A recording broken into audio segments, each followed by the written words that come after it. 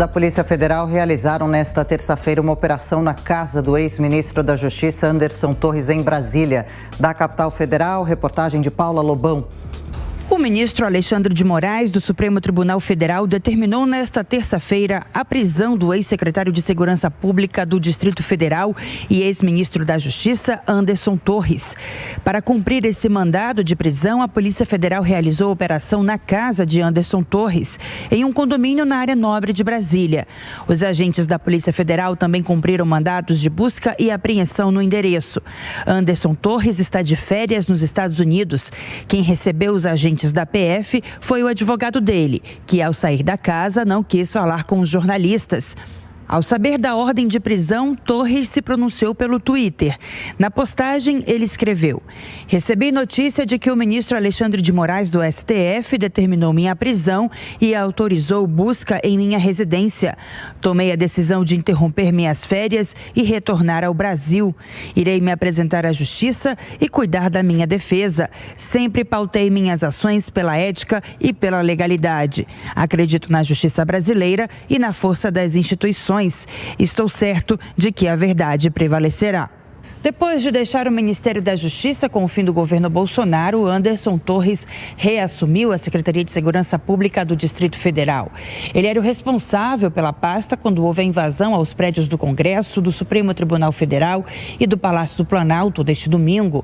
Quem exonerou Anderson Torres foi Ibanez Rocha, pouco antes de ser afastado do cargo de governador por ordem de Alexandre de Moraes por 90 dias.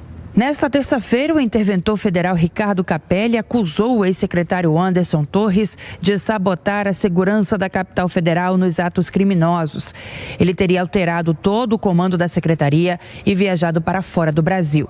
Quem foi preso nesta terça foi o ex-comandante da Polícia Militar do Distrito Federal, o coronel Fábio Augusto, e também por determinação de Alexandre de Moraes. Fábio Augusto era o responsável pela PMDF no domingo. Na decisão, Alexandre de Moraes disse ver fortes indícios de que Anderson Torres e Fábio Augusto foram coniventes com os atos de violência em Brasília.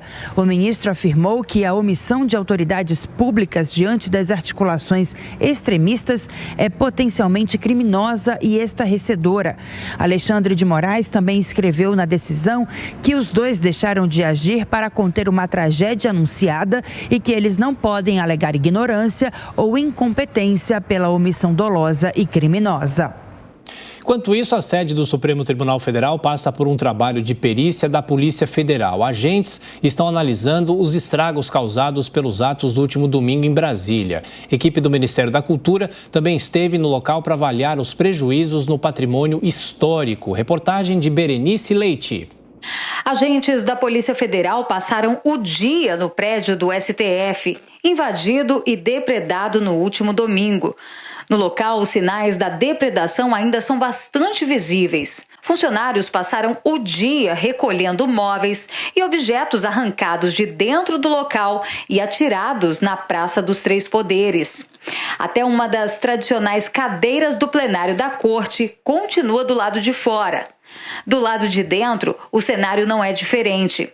Vidros quebrados, móveis e aparelhos eletrônicos destruídos, livros jogados pelo chão e muita sujeira.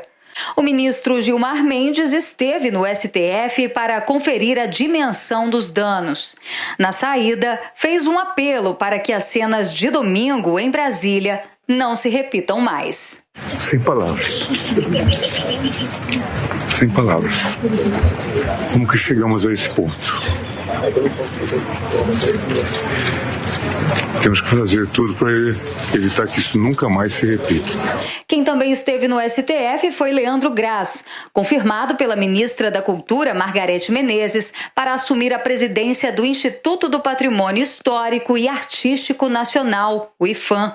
Ele assume com a missão de recuperar os danos ao patrimônio público durante a invasão nas sedes dos três poderes aqui em Brasília.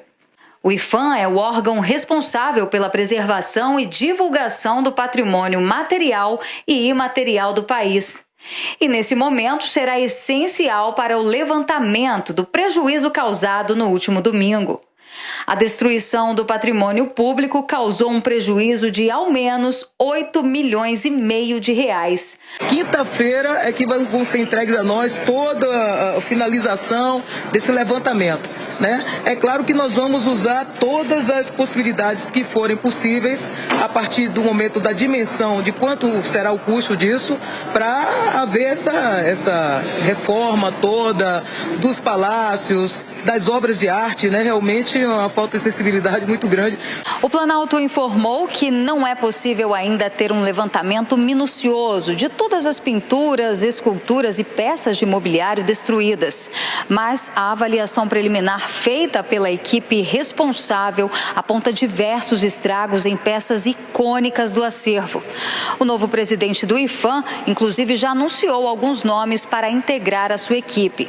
Andrei Rosenfal como diretor de Patrimônio Material e Fiscalização e Davidson Guzmão para a diretoria do Patrimônio Imaterial. Nesse primeiro momento, a prioridade será recuperar as obras.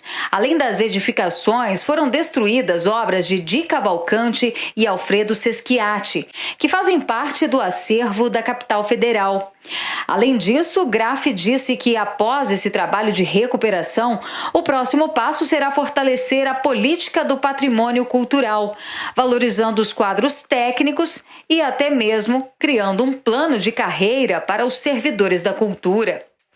Vale lembrar que essa nomeação marca o primeiro cargo a ser assumido pelo PV, que integra a Federação Brasil da Esperança, juntamente com o PT e o PCdoB, mas ficou de fora da esplanada dos ministérios.